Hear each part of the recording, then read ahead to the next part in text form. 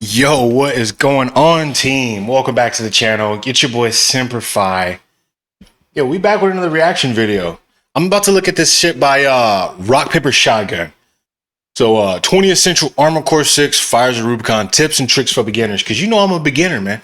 Welcome back to Rock Paper Shotgun. Now, as we've all come to expect from Software games, chaotic mech shooter Armored Core 6 Fires of Rubicon is devilishly difficult. The HUD, the intricate ballet of bullets and explosions, the strange movement of your mech, let's just say it's not a terribly beginner-friendly game. But with the right tips and a focused mind, you'll soon be able to tear apart the competition and complete missions at S tier rank in minutes. In this video, we've put together our list of 20 essential Armored Core 6 tips and tricks for beginners. If you're struggling against a particular mission or enemy, this guide will furnish you with all the practical advice you'll need to turn the tables and become a top-tier mech.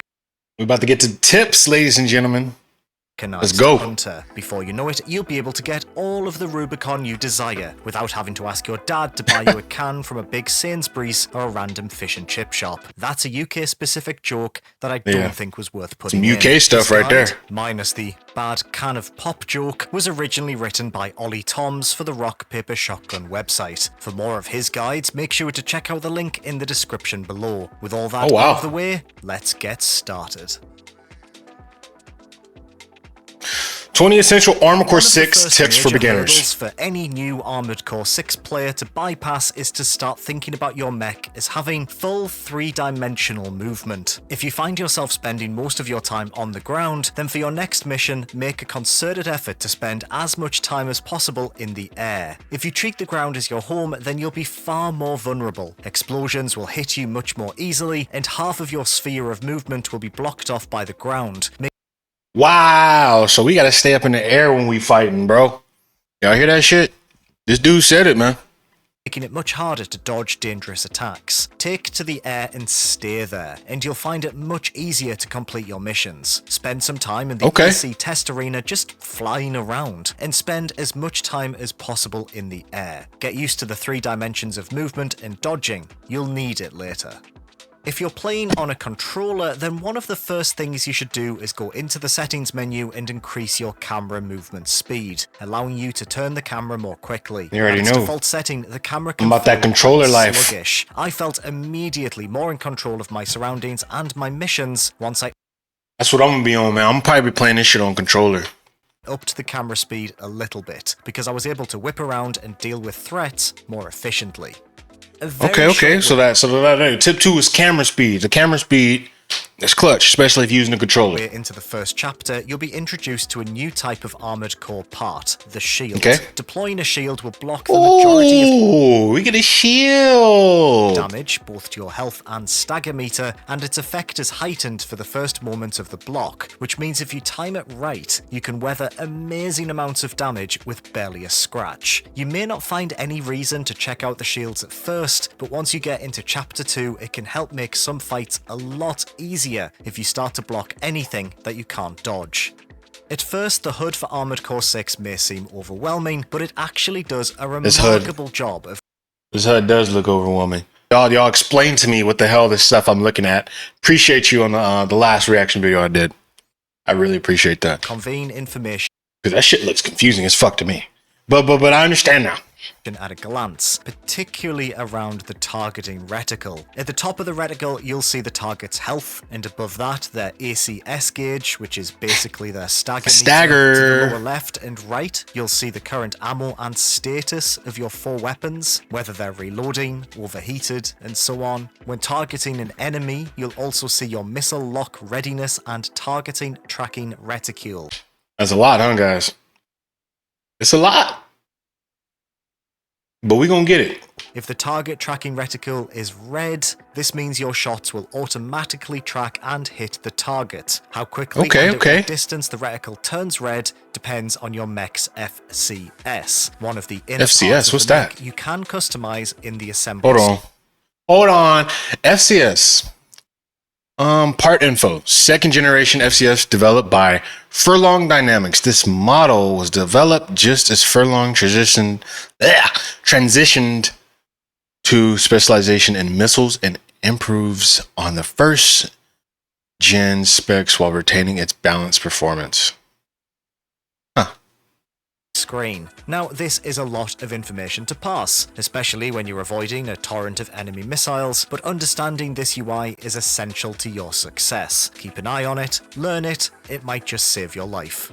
Oh Partway yeah. through Chapter 1, you'll unlock the Tip 5, unlock the weapon bay operating system upgrade early on. a game mode where you can fight one-on-one battles That's tip against 5. other AI-controlled armored cores. The prize for winning these fights is OST chips, which you can spend to unlock OS upgrades that affect your mech regardless of how it's been put together. The best OS upgrade to pick early on is, in my opinion, the weapon bay. Unlock this OS System unlocked. Weapons bay. Weapons bay unlocks the weapons bay features shoulder weapons. Oh, upgrade, and you'll gain the ability to use arm weapons in place of shoulder weapons. oh, you can get arm weapons instead of them shoulder weapons. That's pretty cool. More flexibility in your builds. If you add an arm weapon to a shoulder, then tapping the shoulder button in-game will switch your arm weapon between the two weapons on offer, allowing you to quickly switch to the weapon that best fits your current situation. If you're struggling to deal enough damage early on, then melee options are the way to go. By going close range, you risk taking more damage yourself, but the rewards are well worth it and oh so satisfying. You can take down the first boss with just a few well-timed, well-aimed smacks of the pulse blade, and as time goes on, you'll unlock even more potent melee options that can bring even the strongest bosses to their mechanical knees with a single strike. Yeah. Staggering larger enemies is the holy grail of stagger, stagger, stagger.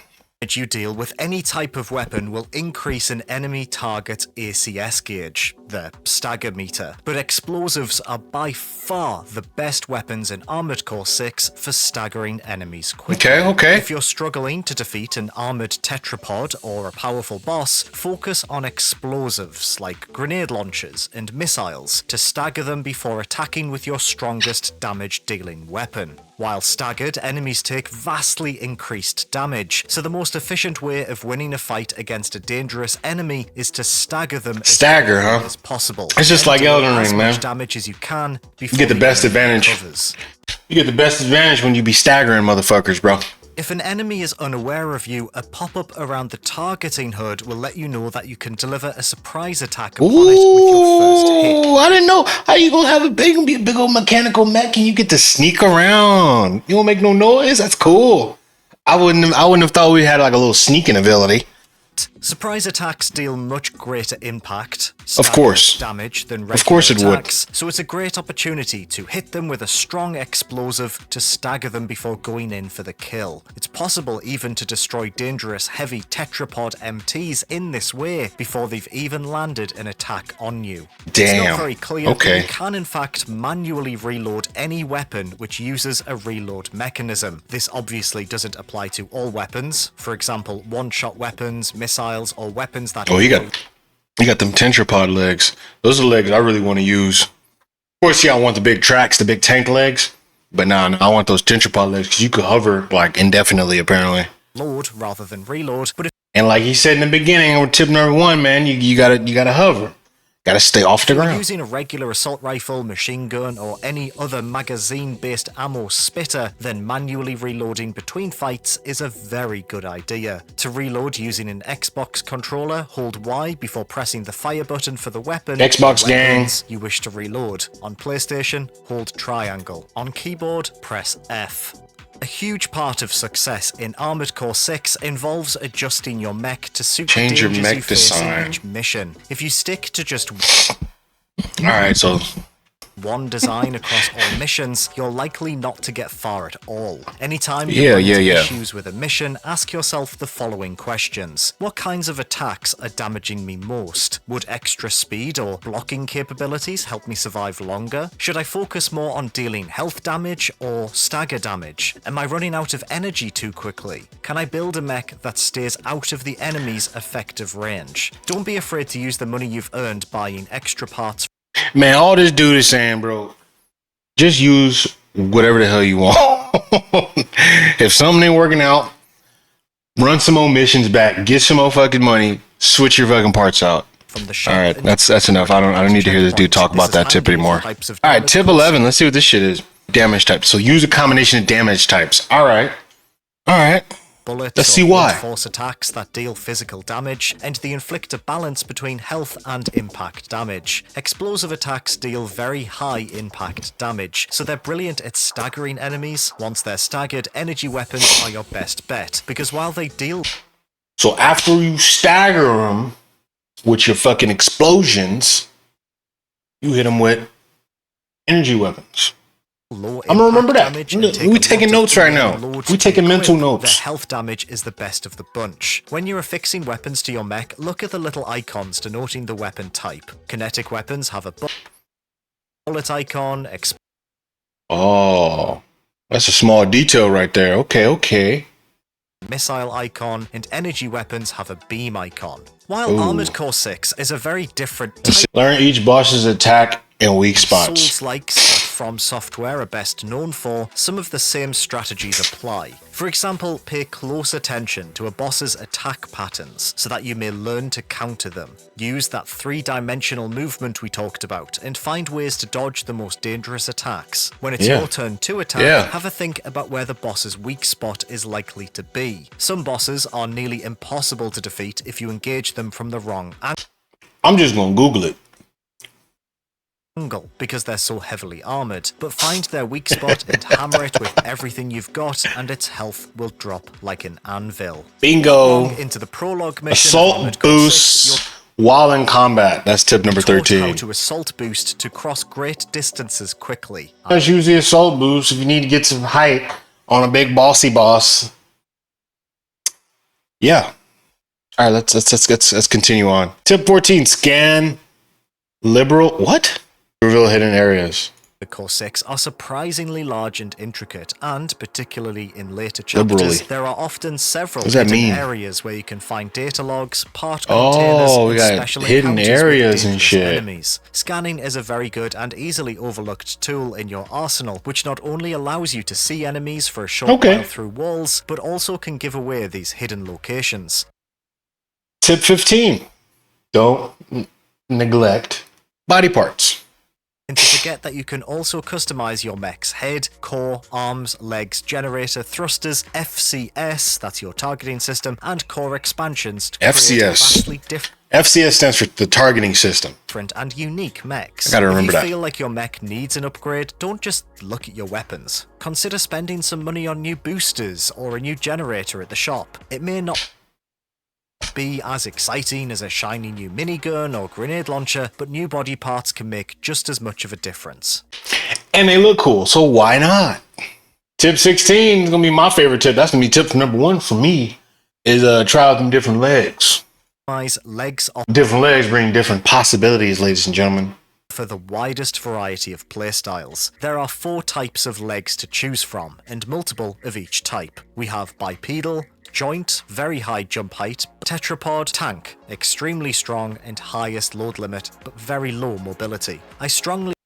Yeah, man. I'm gonna run that tetrapod and that tank, because those two seem the most interesting playstyles for me. Like, right off the bat. All right, let's see what these last few tips are. Check the ideal ranges of kinetic weapons. Whatever the fuck that means. Let's see what that means, because I don't even know. Did you know that you can expand the stat screen for any mech part in the assembly or shop menu? How? Armored Core 6 is packed with handy stats, and one of the most important to check out is the ideal range of any kinetic weapon. Heavily armored enemies can actually ricochet your bullets if you're too far away from them when you shoot, which means you'll do next to no damage to them. You'll know if bullets start to ricochet because the word ricochet will appear next to your targeting HUD while you're shooting. What if you don't know how to read? Stat of a weapon gives you a good idea of how near you have to be to an enemy for your shots to deal maximum damage, even through so that sounds important. Noted. tough armor. You can sell any Tip 18: sell your parts. Sell your parts. of your purchased Armored Core parts for the Don't need to really see much on that shit. Tip Mech 19 is full fucking advantage of the save your AC loadouts. data. Okay, that sounds like some basic shit again. Learn from others in multiplayer. All right, let me hear this last tip from this dude. Armored Core 6's multiplayer mode called Nest towards the end of Nest. Chapter 2. In this mode, you'll be able to face off against other players and their The end of Chapter 2, we get access to Nest, which is the multiplayer mode. It's gonna be great. Oh man, I'm gonna get stomped out there, guys, and y'all gonna see it because I'm gonna be live. armored cores, and although it may be rather painful to be casually dismantled upon your first few forays, it's also a great learning experience. Pay attention to how your opponents have put together their mechs to deliver maximum damage in the most efficient way possible, and you'll be able to learn from them and adopt or even improve upon their designs in both multiplayer and campaign missions.